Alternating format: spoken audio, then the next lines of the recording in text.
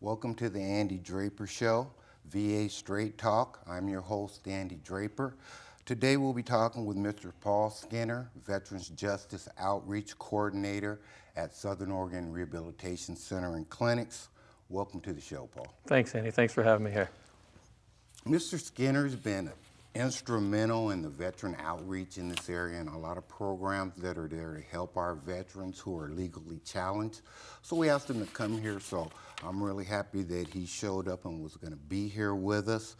Before we get started on some of the questions that I have to ask you, can you tell us a little bit about what got you into the veteran outreach program, or what even got you to Southern Oregon? Sure. Well, Southern Oregon. So I spent a career in the Marine Corps, pretty close to 27 years. I had a 10-month break when I went back to Arkansas, and then I came back in on active duty. So we moved up here. I retired from the Marine Corps in 2002. We moved up here, and I started working with the VA. I'm an addiction therapist by trade. That's what I did my last 8 years in the Marine Corps. And so my first 3 years with the VA, I worked in the residential treatment program there for substance use. And then I had the opportunity to start doing outpatient substance use programs here in Jackson County. And so that really started connecting me with the homeless population and those veterans that are in need for sub use or mental health issues and stuff like that. I found myself going into the jails. I found opportunities where I actually went up to Salem to the prisons and got to meet with veterans that were going to be coming back into our local areas. And then I continued to do that work at the same time I was still doing outpatient SUD groups here locally at the Salvation Army Hope House. I did some, it's called RevCo now, Rogue Valley Veterans Justice Community Outreach. It used to be called ICC, Interfaith Care Community. I had the opportunity to do groups there for the homeless vets and stuff.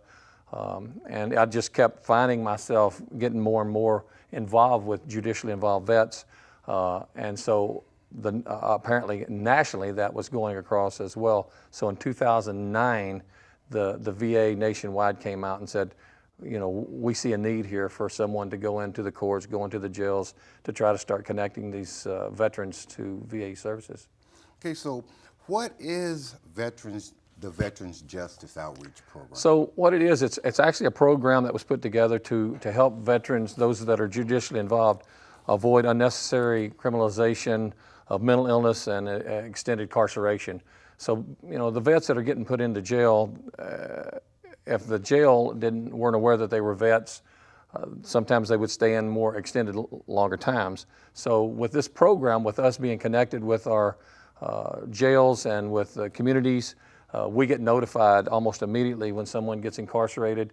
We get into the jail, we get releases signed, release of information signed by these vets. We start making connections then, so when these veterans are going to be released from jail, we'll have a plan set up for them to try to get into treatment and or housing of some sorts through the homeless programs. Okay, so sometimes our veterans, especially if they're homeless or they're at a hard place, they really don't know that they have a resource that they can go to. Can you tell us how the VJO program works? Sure. So when I come in every morning, the first thing is I check is the fax machine. We cover all the southern counties down here, and so I get notified by the jails.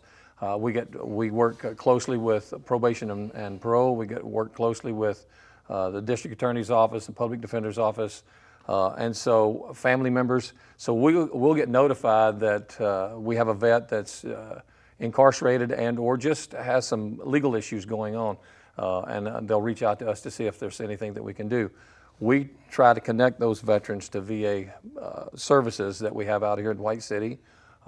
We also find a certain percent of veterans that don't rate VA medical benefits or services at White City, but yet they still serve. Maybe they got out with a bad character of service, or they didn't serve long enough on active duty. After 7 September 1980, you had to have 24 consecutive months of active duty to be able to rate that. But we take each person individually because there's different circumstances for everyone. So even though they might not meet initially those qualifications, there are different services that we can connect them with, try to get their character service upgraded, try to find out if maybe they warrant a Service Connect disability or something through the Veteran Service Office here in Jackson County. So we still work with those veterans even if they can't come to White City. We try to get them in to services. So. Okay, you kind of answered my next question, and you know, you mentioned that you get referrals and things for veterans. If they're not referred to you, how can they access that service? Okay, so our office is located in Building 249 there at the VA Source. We have walk-in hours every Wednesday from 8 to 11 and 1 to 4. There's actually 2 VJOs, myself and Jane Browd are the 2 VJOs here in Jackson County. And if they can't come in on a walk-in, they can call our number at 541-826-2111, extension 3305. That's our program line. And each day, Jane and I check those phone numbers. We call veterans and set up appointments for those to come out and meet with us. I remember earlier you were talking a little bit about how the program got started nationally and some of the things you were doing before that. What helped it to get started out at the VA Source? Well, it goes back to, so how the VJO program actually started was in Buffalo, New York in February of 2008. The Honorable Judge Robert Russell was running, he was running court, he's a judge, and he kept having different veterans come in, and so they ran a pilot program of what's now known as the Veterans Treatment Courts. They did such a fantastic job with their outcomes on that court that by April of 2009, a mandate was sent out across nationally through all the VA's medical centers to each VA medical center to have at least one Veteran Justice Outreach Specialist. And so that's how I wound up getting into the position I'm in. I was already kind of doing that job anyway. It came out, I was able to get that position. And so that's how the VA here in White City got connected into that program.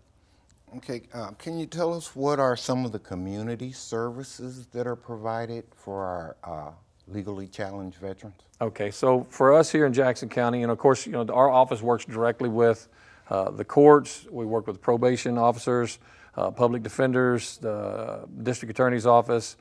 We're in the jail almost on a daily basis. We're going in checking. So we have a real good communication with all these individuals, as well as the homeless programs that we have here in the community. And so what we try to do is to get out, even when I don't have to go to the jail to see someone, I still try to keep that communication line open between our office and our community partners.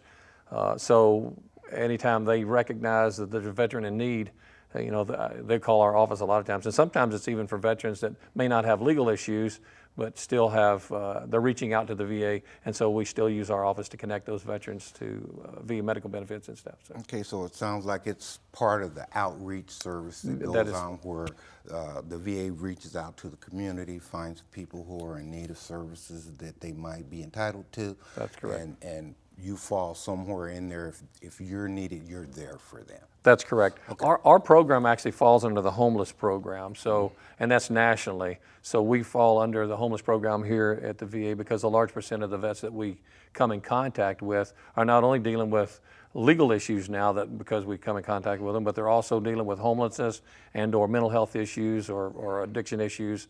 And so we work with those vets. That's the population that we mainly work with. Okay, I know that the VA has moved from a problem kind of model to a whole health model, and that's kind of what I'm hearing you saying, that when they come in, whatever the problem is, you're going to look at everything that's going on and try to address everything, even those legal issues that might be That's correct. That's correct. holding people back. Okay, so what areas are covered by the VJO program? So we'll work with any veteran, no matter what era they come through.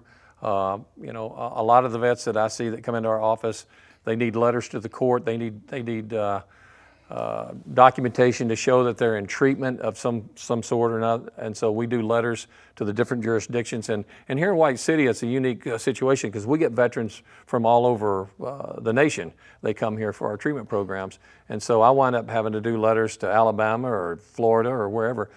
So we connect with the courts, the jurisdictions there, find out the status on the vets, and we do letters that way.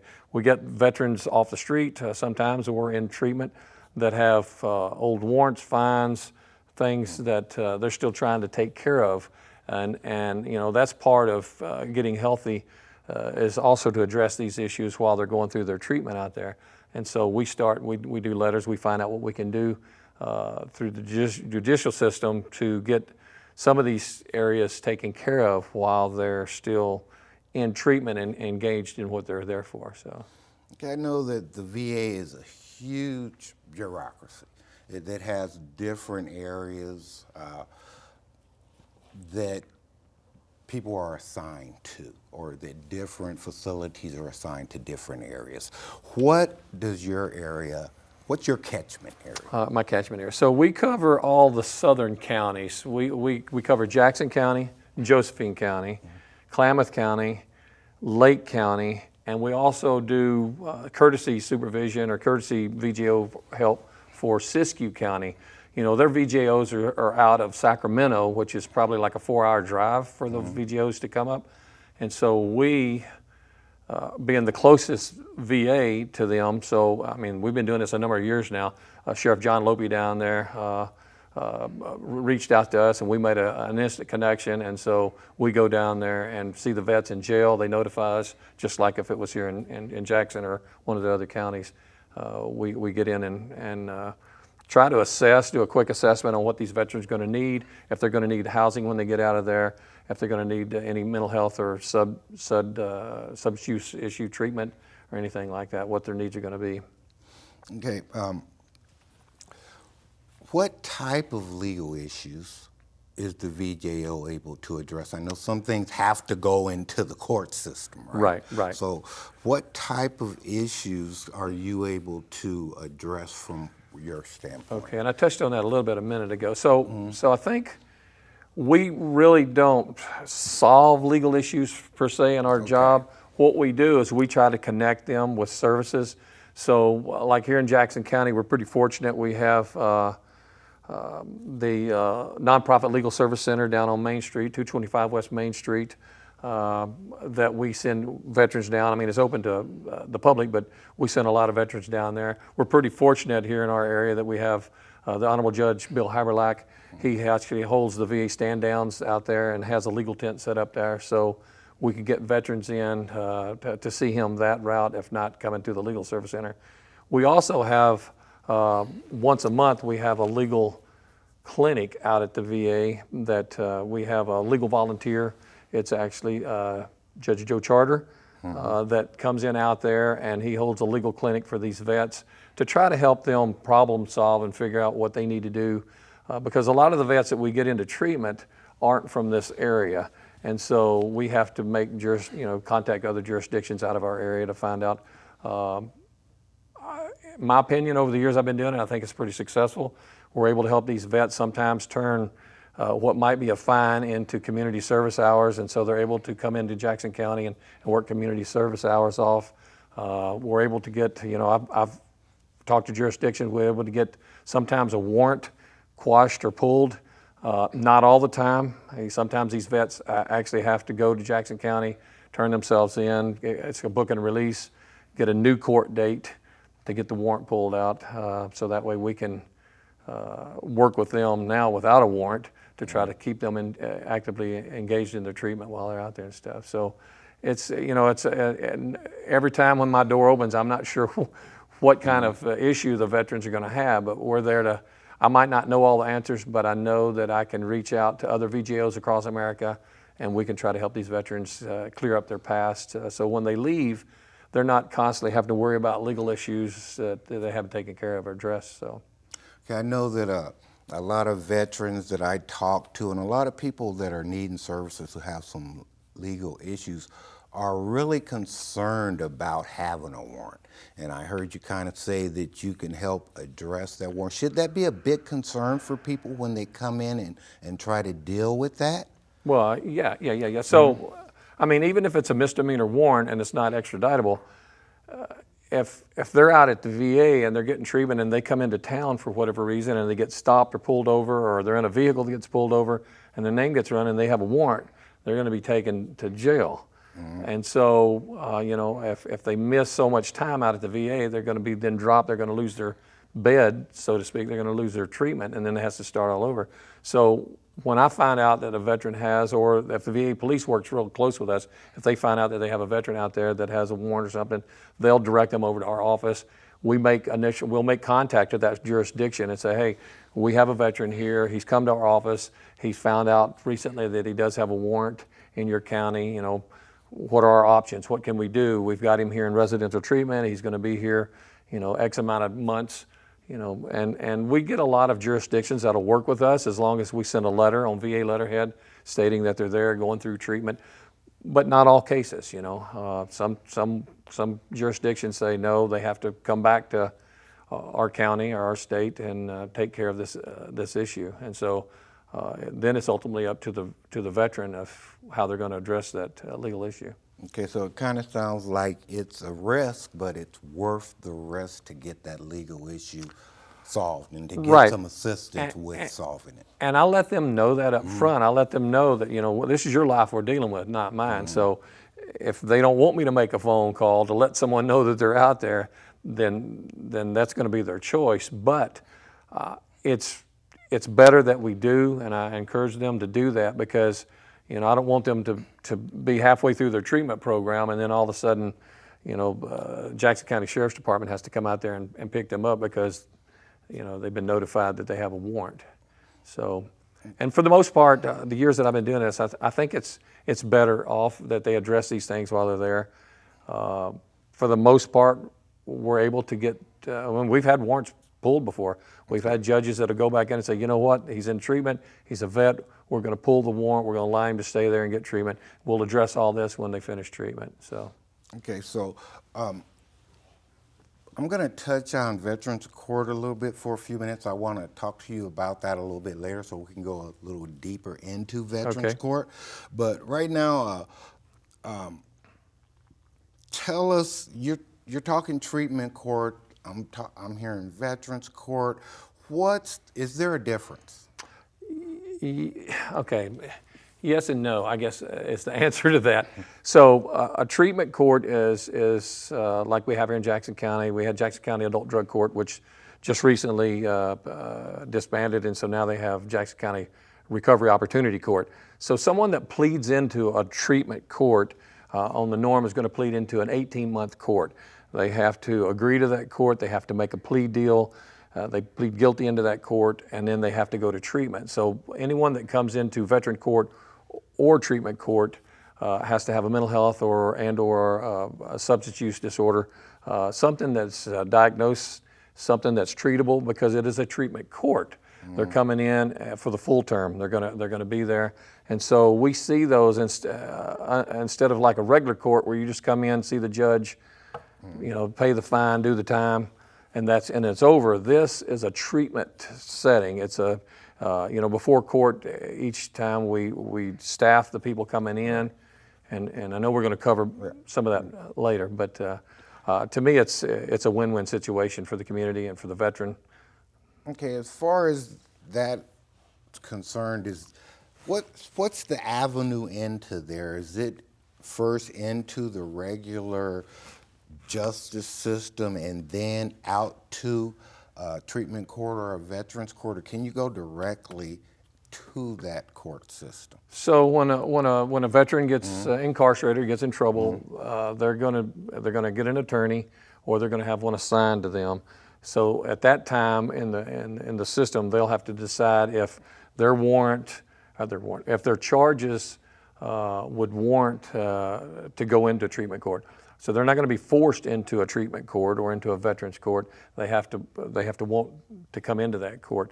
And so it's really something that between the district attorney's office, the public defender's office, that veterans attorney, and the veteran himself or him or herself, they have to agree upon which avenue to go to. We've had veterans, plenty of them, that decided they didn't want to do the 18-month treatment and all that stuff. They just wanted to go ahead, go before a judge, pay their fine, and be done with it. But yeah, you don't have to start out in another court and then try to transfer it in. We get veterans all the time that I go see them in jail. I'll tell them a little bit about what this job is. I'll tell them a little bit about what a veterans court is, if they're in Klamath County or one of the counties that have veterans courts in them, or a treatment court here, because I'm in the treatment courts here as well.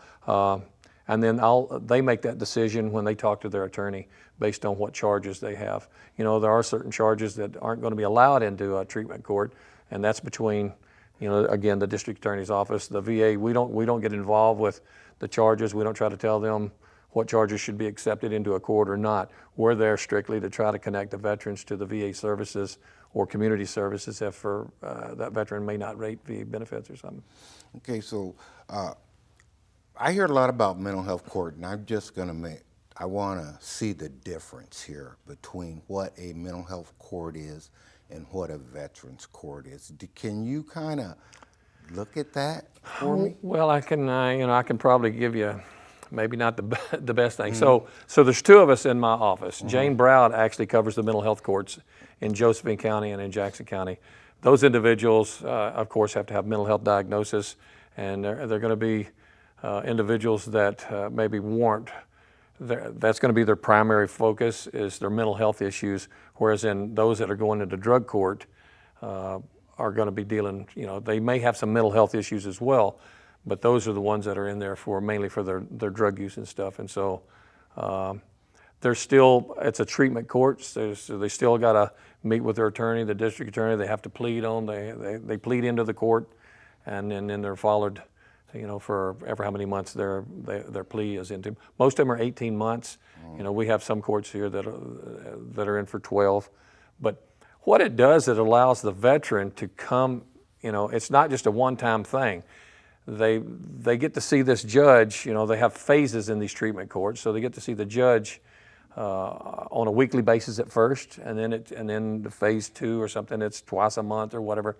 And so they get more comfortable with the judge. They get more comfortable they get to know, it's a more personalized atmosphere, especially the veterans court, because you're going to have only vets in there. And so there's a brotherhood, a camaraderie that we have with one another when no matter what branch of service we serve in, we still ultimately recognize one another as a brotherhood of military. And so I see that as a plus, as I work in these veterans courts, and I wish we had more across America. There's a lot. It's growing daily, the number of courts that we have. Just by the nature of veterans court, it kind of holds people more accountable to follow through with whatever's going on in the legal system with them. And I think it's the veterans that hold themselves accountable. As a veteran myself, and as working with the veterans, we raise to a certain standard when we join the military, and we do certain things, and we live a certain way, and we honor that. And then some people along the way make bad choices and get involved with certain things. And this court, a veterans court, kind of pulls them back together, and it pulls them back into that where they have pride and self-respect, and they feel that camaraderie with other vets that are in their court with them and stuff. And so they hold one another more accountable. And I know we're going to talk more about courts later, but it's an awesome thing to come over and experience and to see and to watch the lives change in some of these vets, to feel that that sense of pride that they had when they were in their uniform. They gain all that back. So okay, so thank you for that. When I'm talking about the Veterans Justice Outreach Program, are families intertwined in that program at all, or is that just specifically geared toward the veteran? Well, I mean, the services are going to be for the member that rates the VA services. But yes, we do get, we have interventions. We talk to family members. Family members bring their veterans in and we get releases signed so we can talk to family members about how the veteran's doing at home, or their situation. So a family is, the veterans that have families, we utilize that as a benefit as well, because they help that veteran maintain their sobriety, or maintain their standards that they're required to live by through the courts. That's one thing for, they have to do things for treatment, and they got to also address their legal issues while they're going through. So, okay, so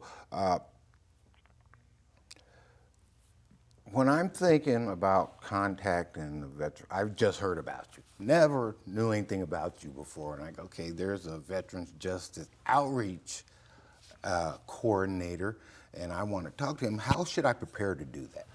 so again, you can call our number there at 541-826-2111, extension 3305.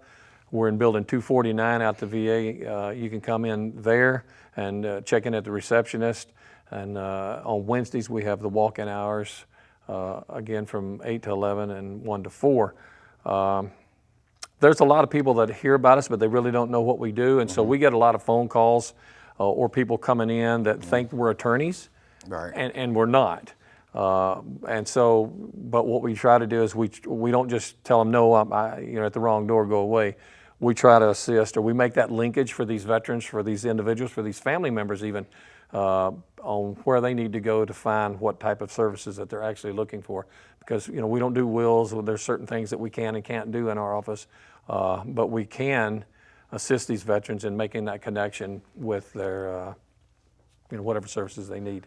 Okay, Paul, I've got about a minute left here, so if there's something you'd like to say about Veterans Justice Outreach that you'd like people to hear, could you do that for us now? Well, I just, I think it's a program that's not out. It's not out in the open well enough. It's still so new, even though this was been going on for a while, since 2009. But nationally, it's still not out there. So I'm hoping that through this avenue here, that we're able to provide this back to national. We're able to provide this to our local communities so they can understand that there is a program with the VAs and all VA medical centers. They have people just like myself that are there to try to help these individuals clear up their legal past. And some things I can do, some things I can't, but I'm there to assist them to try to help them cross those bridges. Okay, thank you, Paul. Thank you for your being time. here. Thanks. It's really great what you're doing for us. Thank you. And thank you all for watching the show. Thanks to all the volunteers for being here. We couldn't do it without you. Our control room, we really appreciate what you do, and we will see you on the next show. Thank you.